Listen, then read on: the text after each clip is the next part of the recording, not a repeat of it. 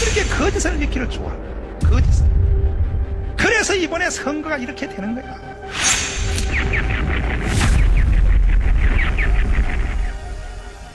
조선 말 흥선대원군의 우리 민족끼리 살겠다라는 시대착오적인 쇄국 정책으로 대한민국은 근대화의 과정에서 낙오되었습니다.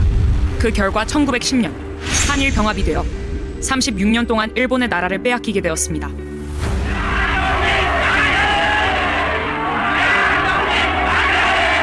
지구상에서 사라질 뻔했던 대한민국이 3.1 독립운동을 통하여 나라의 주권을 회복하기 위해 약 7,500여 명이 생명을 던졌으나 뜻을 이루지 못하였습니다. 이에 국민이 절망 가운데 있을 때 소련은 볼셰비키 혁명 세력들과 김만겸 등을 이용하여 박헌영과 상해 임시정부 요원들에게 공산혁명을 전수해 1925년 4월 17일 조선공산당을 창당하여 공산주의 혁명을 시도하였습니다. 그의 신의주 사건으로 인하여 조선공산당 대표인 박헌영 이하 66명이 구속되고 37명이 수배를 받았으나 그 세력은 급속히 확대되었습니다. 일본의 식민 통치로 인하여 대한민국은 나라는 물론 말과 이름, 심지어 성까지도 빼앗겨 버렸습니다. 역사에서 사라질 지경에 이르렀을 때 미국이 1945년 8월 6일 히로시마, 8월 9일 나가사키에 원자탄을 투하함으로 기적 같은 해방을 맞이하게 되었습니다. 무정부 상태에 빠진 한반도는 어떠한 정치 체제를 선택하느냐를 놓고 미국과 소련, 민족 지도자들 사이에서 심각한 논쟁이 발생하였습니다. 그 당시 이승만은 미국에 있었고 김구는 중국 상해에 있었습니다. 그들이 귀국하기까지는 2달 이상의 시간이 소요되었고 미군은 오키나와에 주둔하고 있었습니다. 이 틈을 타 국내에 있던 박헌영은 이승만과 김구의 이름을 도용하여 1945년 9월 6일 전국에 147개 인민위원회를 조직하여 조선인민공화국을 선포하였고 무정부 상태 위에 정부 행세를 하였습니다. 박헌영이 일본인 명의의 적산과 토지 등을 강제 몰수하여 무상분배의 토지개혁을 시행한다고 국민을 선동하자 남한 국민의 78%가 이를 지지하며 대한민국은 광복의 기쁨을 누리기도 전에 조선 공산당의 지배하에 들어갈 뻔하였습니다.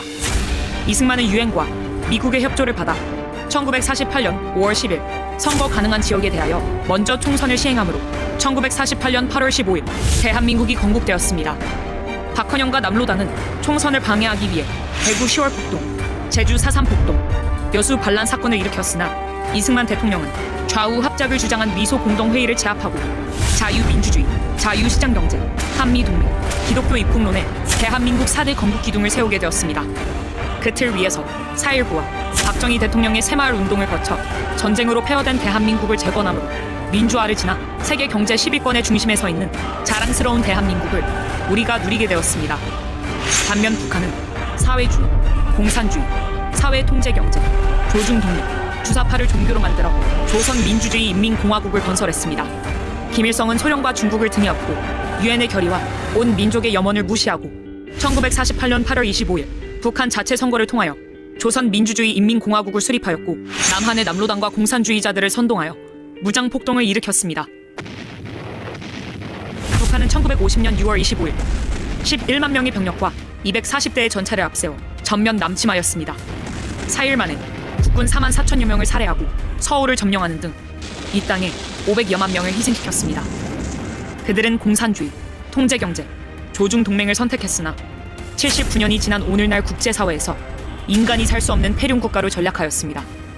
그 후 79년을 살아오면서 남북한의 체제 경쟁은 끝이 났음에도 불구하고 북한에서 건너온 주사파 일당들과 대한민국 건국을 방해했던 남로당의 잔당들이 연합하여 이승만 대통령이 만들어 놓은 미국, 일본 국제사회와 함께하는 자유동맹을 해체하고 북한, 중국, 러시아와 함께하는 공산동맹을 시도하고 있습니다.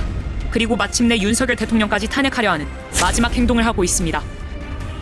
오늘날 대한민국에는 1948년 8월 15일 대한민국 건국을 부정하며 역사를 왜곡하는 종북 좌파 사상을 가진 이들이 일어나 6.25 전쟁은 민족 해방 전쟁이고 미국은 한반도를 분단시킨 원흉이라고 말합니다. 또한 해방 후 박헌영과 남로당의 목표였던 인민공화국 건설을 위해 정치, 경제, 사회, 군사, 외교, 문화, 교육, 언론 등 각계각층에 침투하여 거짓으로 국민을 선동하고 자유 대한민국을 부정하며 그들의 세력을 확대하고 있습니다. 특히 종북 좌파 사상을 가진 대학 교수들과 정교조 및 학생들, 일부 정치인들은 대한민국이 탄생하지 말았어야 할 나라라고 하고 이제 대한민국은 미군을 철수하여 미국 없이 살아야 한다고 주장하고 있습니다. 그들의 세력이 극도로 확장되어 윤석열의 용산을 점령하고 해방 후 78%의 국민이 박헌영과 남로당에 속았던 때를 재현시키려 하고 있습니다. 이로 인하여 대한민국에 발생하는 상처와 손실은 이루 말할 수 없으며 경제적으로 국가 1년 예산에 달하는 400조의 피해를 보고 있습니다.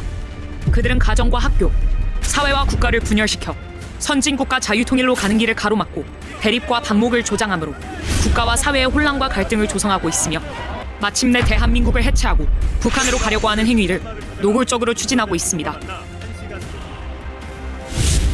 이제 우리는 79년의 대한민국 역사로 입증된 것을 거울 삼아 더 이상 한국 현대사의 거짓 논쟁으로 대한민국을 흔들지 못하게 해야 합니다. 박헌영과 남로당의 후예를 자처하는 주사파들은 자기 잘못을 역사 앞에 시인하고 참회하여서 조국 대한민국이 자유통일된 1등 국가가 되는 것에 적극적으로 협력해야 할 것입니다.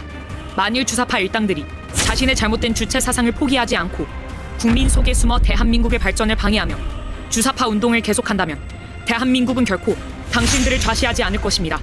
자유민주주의 체제를 위협하는 반국가 세력들이 곳곳에서 암약하고 있습니다. 폭력과 여론몰이, 한전, 선동으로 국론 분열을 꾀할 것입니다. 전 국민의 항전 의지를 높일 수 있는 방안을 적극 강구해야 합니다.